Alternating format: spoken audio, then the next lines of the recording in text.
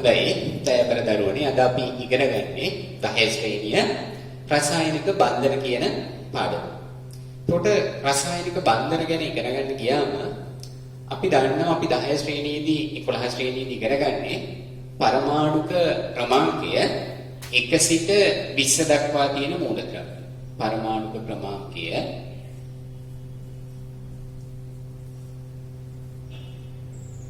1 සිට 20 දක්වා තියෙන මූලද්‍රව්‍ය. එතකොට බන්ධන ගැන ඉගෙන ගන්න කලින් අපි බලමු ඇත්තටම මූලද්‍රව්‍ය පරමාණු අතර බන්ධන හැදෙන්නේ ඇයි කියන්නේ.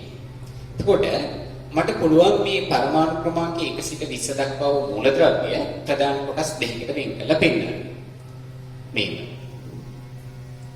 එකක් තමයි ස්ථායී ඉලෙක්ට්‍රෝනික වින්‍යාස ඇති මූලද්‍රව්‍ය. ස්ථායී ඉලෙක්ට්‍රෝනික වින්‍යාස ඇති මූලද්‍රව්‍ය.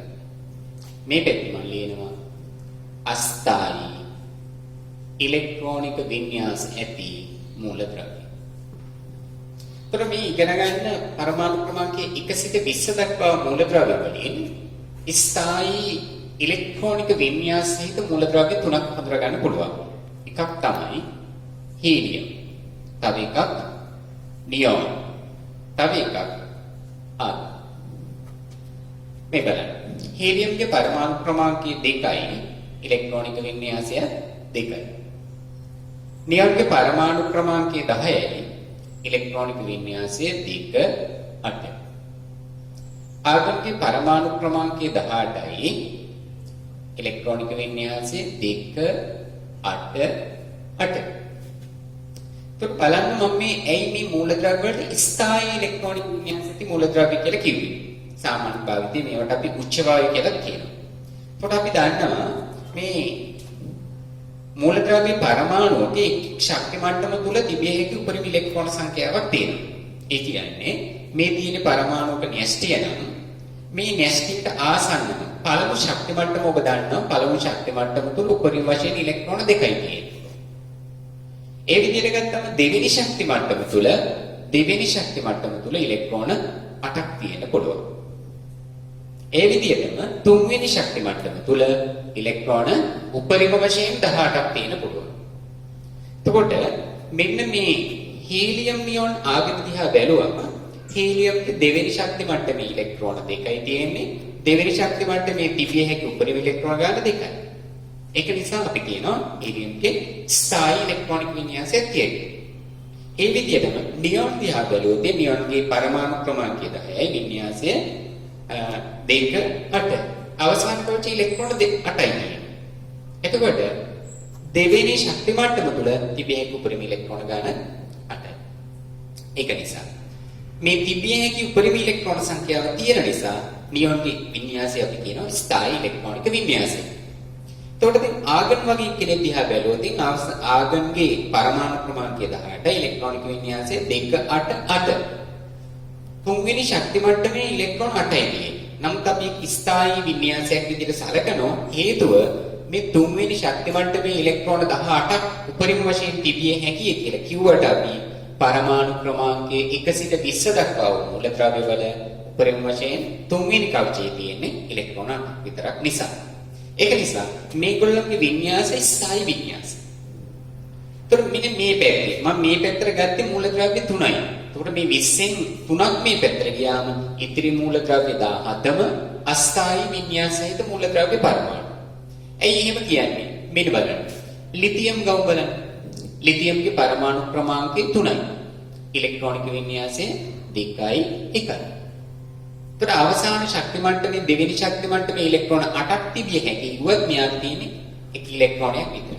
ඒකට අවසාන කවචය සම්පූර්ණ නැහැ. ඒක නිසා යාගේ වින්‍යාසය අස්ථායි. මම තව එක්කෙනෙක් කියනවා. මේ බලන්න නයිට්‍රජන්. පරමාණු ක්‍රමාංකය 7යි. ඉලෙක්ට්‍රෝනික වින්‍යාසය 2යි 5යි. එයාගේ අවසාන කවචය ඉලෙක්ට්‍රෝන 5යි තියෙන්නේ. උපරිම වශයෙන් 8ක් තියෙන පුළුවන් දෙවෙනි ශක්ති මට්ටම තුල. එහෙනම් එයාගේ අවසාන කවචය සම්පූර්ණ වෙලා නැහැ. දැන් මේ විදිහට අපි දිහා බැලුවොත් සල්ෆර් වගේ කෙනෙක් පරමාණු ක්‍රමාංකය 16යි. ඉලෙක්ට්‍රෝනික වින්‍යාසය 2යි 8යි 6යි. අවසාන කවචය තුල මේ අපි ඉගෙන ගන්න පරමාණු ක්‍රමාංක 1 සිට 20 දක්වා මූලද්‍රව්‍ය වල අවසාන කවචි තුන්වෙනි කවචි ඉලෙක්ට්‍රෝන 8ක් තිබිය හැකි උනත් මෙයාට තියෙන්නේ 6ක් විතරයි. ඒ නිසා මේගොල්ලන්ගේ අවසාන කවචි සම්පූර්ණ වෙලා නැහැ. එතකොට මෙන්න මේ විදියට අවසාන කවචයේ සම්පූර්ණ නොවු මූලද්‍රව්‍ය වලට කියනවා අස්ථායි ඉලෙක්ට්‍රෝනික වින්‍යාසහිත මූලද්‍රව්‍ය. දරුවනේ මෙහිම මේ අස්ථායි වින්‍යාසහිත මූලද්‍රව්‍ය පරමාණු මේ ඒගොල්ලෝගේ ඉලෙක්ට්‍රෝනික වින්‍යාසය උත්සාහ කරනවා ස්ථායි වින්‍යාසයක් බවට පත් කරන්න. අස්ථායි වින්‍යාසහිත පරමාණු ස්ථායි වින්‍යාසයක් බවට පත් වෙන්න උත්සාහ කරනවා. එහෙම උත්සාහ කරනකොට සමහර අය ඉන්නවා මෙහෙම ඉලෙක්ට්‍රෝන පිට කරන අය. ඉලෙක්ට්‍රෝන පිට කරලා ස්ථායි වින්‍යාසයකට යනවා. තවත් සමහර අය ඉන්නවා ඉලෙක්ට්‍රෝන ලබා ගැනීම. ඉලෙක්ට්‍රෝන වෙනත් පරමාණුකින් අරගෙන ස්ථායි වින්‍යාසයට යනවා. තවත් පරමාණු තියෙනවා ඉලෙක්ට්‍රෝන යුගල්. ඉලෙක්ට්‍රෝන යුගල්. ඉලෙක්ට්‍රෝන යුගල් හවුලේ ලබා ගැනීම. හවුලේ තියාගෙන මේ තියෙන ස්ථායි වින්‍යාසයට යනවා. එහෙනම් මේ අපි ඉගෙන ගන්න රසායනික බන්ධන ඇති වෙන්නේ හේතුව තමයි අස්ථායි වින්‍යාස සහිත මූලද්‍රව්‍ය පරමාණු ස්ථායි වින්‍යාසයක් ලබා ගන්නකොට ඉලෙක්ට්‍රෝන පිට කිරීම, ඉලෙක්ට්‍රෝන ලබා ගැනීම, එක්ක ඉලෙක්ට්‍රෝන හවුලේ තියාගෙන ගියාම මේ පරමාණු අතර ඇති වෙනවා රසායනික බන්ධන.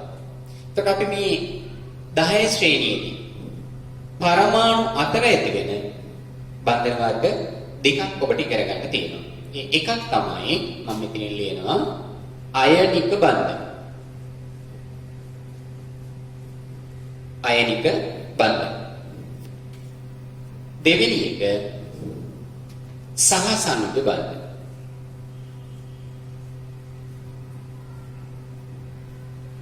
එක අයනික බන්ධන, දෙක සහසනුජ බන්ධන. එහෙනම් අපි බලමු අයනික බන්ධන. එහෙනම් අයනික බන්ධන වලට තව නමක් කියනවා විද්‍යුත් සංයෝජ බන්ධන කියලා. අයනික බන්ධන හැදෙන්නේ කොහොමද කියලා අපි බලමු. අයනික බන්ධන හැදෙන්නේ කොහොමද කියන එක තමයි ඉස්සෙල්ලාම අපි බලන්නේ. හරි. මෙන්න මූලද්‍රව්‍යයක්. මේකක් හිතන්න. මෙන්න සෝඩියම්. පරමාණු ක්‍රමාංකය 11. ඉලෙක්ට්‍රෝනික වින්‍යාසය 2යි 8යි 1යි.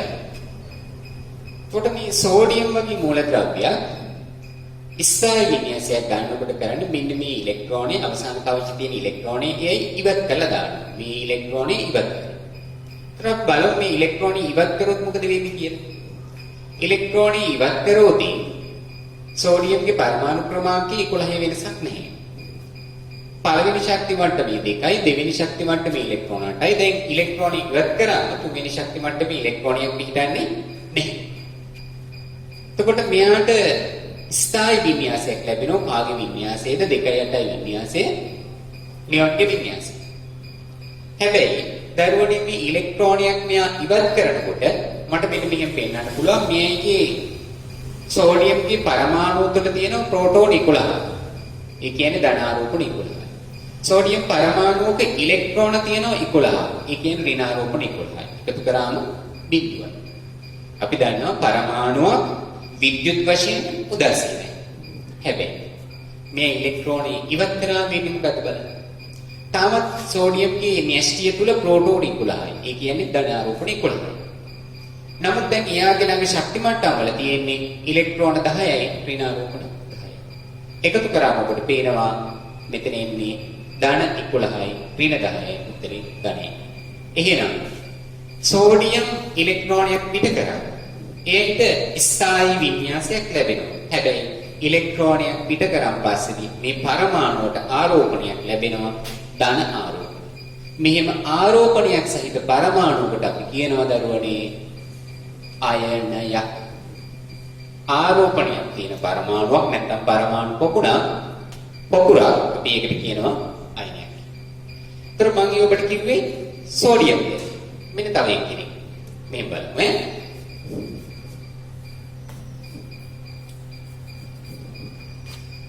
මේ ඉන්නේ තන්න ක්ලෝරින් කියන පරමාණු ක්‍රමාංකය 17යි. වින්‍යාසය 2යි 8යි 7යි. අවසාන කවච ඉලෙක්ට්‍රෝන 7යි තියෙන්නේ. මේ කවචේ සම්පූර්ණ මෙයාට තව ඉලෙක්ට්‍රෝනයක් අවශ්‍ය වෙනවා. නිකන් හිතන්න මෙයා ඉලෙක්ට්‍රෝනයක් පිටින් ගත්තා කියලා. එහෙම ගත්තොත් මෙන්න දැන් ක්ලෝරින්. තාමත් ක්ලෝරින්ගේ පරමාණු ක්‍රමාංකය 17යි. ඉලෙක්ට්‍රෝනික වින්‍යාසය 2යි 8යි. මෙතන තිබ්බේ 7යි. පිටින් එන ඉලෙක්ට්‍රෝනයයි මුළු ඉලෙක්ට්‍රෝන ගාන 8යි. එතකොට බලන්න මේ ස්ථායි වින්‍යාසයක් ආවද කියන්නේ 2යි 8යි 8 කියන්නේ කාගේ වින්‍යාසයේද? ආගම්ගේ වින්‍යාසය. මෙතෙන්දි බලන්න ක්ලෝරින් ඉලෙක්ට්‍රෝනයක් ගත්තාම යාට වෙන්නේ මොකක්ද කියලා. මෙහෙම. මෙයගේ න්‍යෂ්ටි පරමාණු ක්‍රමාංකය 17යි කියන්නේ න්‍යෂ්ටි තුල ප්‍රෝටෝන 17යි. මෙයාගේ ශක්ති මට්ටම් වල ඉලෙක්ට්‍රෝන තියෙනවා 17ක්. ඒ කියන්නේ ඍණාරෝපණ 17යි. එකතු කරාම ධන 17 සහ ඍණ 17 උත්තරේ බිඳුවයි. පරමාණු විද්‍යුත් වශයෙන් 16යි. මෙතෙන්ට ගියාම මෙයාගේ පරමාණු ක්‍රමාංකය 17යි. ඒ කියන්නේ න්‍යෂ්ටි තුල ප්‍රෝටෝන 17යි. දැන් ඉලෙක්ට්‍රෝනයක් අරන් තියෙන්නේ. ඒක නිසා ශක්ති මට්ටම් වල මුළු ඉලෙක්ට්‍රෝන ගන්න 18යි. ඒ කියන්නේ ඍණාරෝපණ 10යි. දැන් බලන්න එකතු කළොත් මොකද වෙන්නේ? ධන 17යි ඍණ 18යි උත්තරේ ඍණයි. එහෙනම් මේ ඉන්නේ ක්ලෝරින්ගේ පරමාණුවට ඉලෙක්ට්‍රෝනයක් එකතු වුණාම හැදෙන ක්ලෝරයිඩ් අයනය. Cl- කියලා කියන්නේ ක්ලෝරයිඩ් අයනය තමයි මේකේ. එතකොට මෙහෙම බලමු. ළමයි මේකට දැන් මේ සෝඩියම් වගේ කෙනෙකුට ඉලෙක්ට්‍රෝනයක් පිට කරන්න අවශ්‍ය වුණාට මේ ඉලෙක්ට්‍රෝනය පිට වෙන්න නම් ඉලෙක්ට්‍රෝනයක් ගන්න කෙනෙකුත් ඉන්න ඕනේ. ඒක නිසා ඉලෙක්ට්‍රෝන පිට කිරීම සහ ලබා ගැනීම කියන එක එකම අවස්ථාවක වෙනවා. ඒතර එකම අවස්ථාවක නම් මේ වැඩේ වෙන්නේ එකම අවස්ථාවකදී ධන අයනත් ඇදෙනවා ඍණ අයනත් ඇදෙනවා. එහෙමනම් අපි අයනික බන්ධන කියලා විස්තර කරන්නේ. මෙන්න මේ විදියට ඉලෙක්ට්‍රෝන පිට කරාම හැදෙන මොන අයනද? ඉලෙක්ට්‍රෝන පිට කරාම හැදෙන ධන අයන. ඉලෙක්ට්‍රෝන ලබා ගැනීමේදී හැදෙන ඍණ අයන. අතර ඇතිවන ස්ථිති විද්‍යුත් ආකර්ෂණ බලය. ධන සහ ඍණ අයන අතර ඇතිවන ස්ථිති විද්‍යුත් ආකර්ෂණ බලයට කියනවා අයනික බන්ධන කියලා. නම් මේ තියෙන්නේ මොකද්ද? අයනික බන්ධනය. හරි? දැන් ඔබෙන් කවුරු හරි අහනවා නම් කොහොමද අයනික බන්ධනය හැදෙන්නේ කියලා? කෙටියෙන්ම දෙන්න තියෙන උත්තරේ ඉලෙක්ට්‍රෝන පිට කරාම හැදෙන ධන අයන, ඉලෙක්ට්‍රෝන ලබා ගන්නම හැදෙන ඍණ අයන අතර ඇතිවන ස්ථිති විද්‍යුත් ආකර්ෂණ බලයට තමයි අපි අයනික බන්ධනය කියලා ඉස්සර. එතකොට මෙතනින් තව චුට්ටක් ඉස්සරහට යන්න පුළුවන්. මේ දෙක එකට බැඳුනම බන්ධනයකින් අපි අරියනවා NaCl. මේ මොකද? සෝඩියම් ක්ලෝරයිඩ් කියන්නේ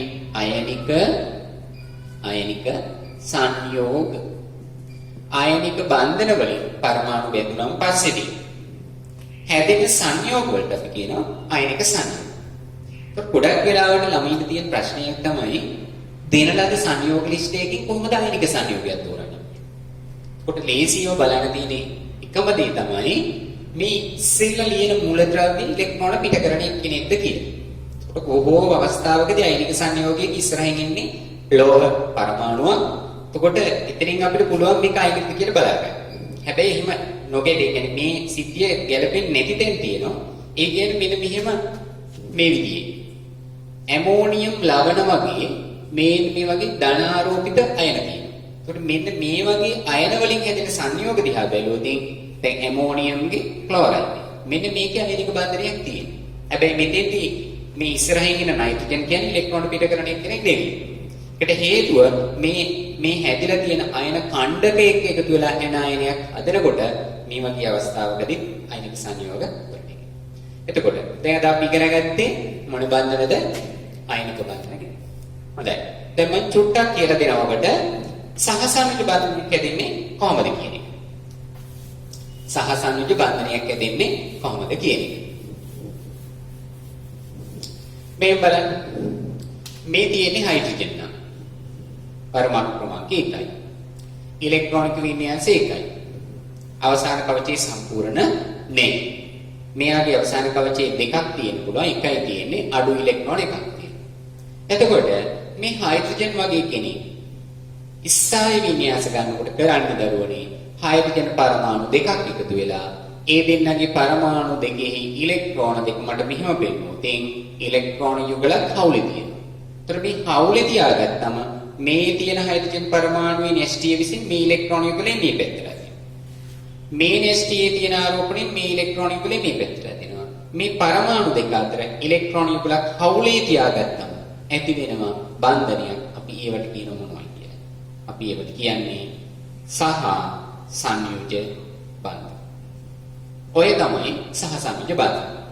මේකදී ඔබට මතක තියාගන්න තියෙන විශේෂම ලක්ෂණය තමයි ඉලෙක්ට්‍රෝන යුගල් කියන එක. ගොඩක් දෙනෙකුට මේ වචනේ මතක කරලා යන්නේ. ඉලෙක්ට්‍රෝන යුගල් හවුලේ තබා ගැනීම නිසා ඇතිවන බන්ධන වලට කියන්නේ සහ සංයුජ බන්ධන. සහ සංයුජ බන්ධන වලින් හැදෙන සංයෝග වලට කියනවා අපි අතින්දි අයනික සංයෝග කිව්වාගේ සහ සංයුජ සංයෝග කියලා. උදාහරණයක් H2O, CH4 මේ වගේ සංයෝග සහ සංයුජ බන්ධන තියෙන සංයෝග විදිහට තමයි අපි සලකන්නේ. එහෙමනම් ඔය පුතේ අපි අද ඉගෙන ගත්තේ රසායනික බන්ධන හැදෙන්න හේතුවම අපි ඉස්සර කරා අස්ථායි වින්‍යාසහිත පරමාණු ස්ථායි වින්‍යාස ගන්න පෙළවීමේ ප්‍රතිඵලයක් විදිහට තමයි බන්ධන හැදෙන්නේ.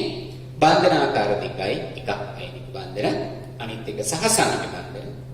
අයනික බන්ධනය කිව්වේ ඉලෙක්ට්‍රෝන පිට කරාම හැදෙන ධන අයන ඍණ අයන අතර ඇති වෙන බන්ධන. සහ සංයුජ බන්ධන කිව්වේ ඉලෙක්ට්‍රෝන යුගල් හවුලේ තබා ගැනීම නිසා පරමාණු අතර ඇති වෙන බන්ධන. එහෙමනම් මම හිතනවා ඔබ මොනවා හරි මේ රසායනික බන්ධන සම්බන්ධයෙන් අවබෝධයක් ලබා ගන්න කියලා. තවත් පාඩමකින් ඉදිරියේදී හමු වෙමු. ඔබ සැමට සුබ දවසක්.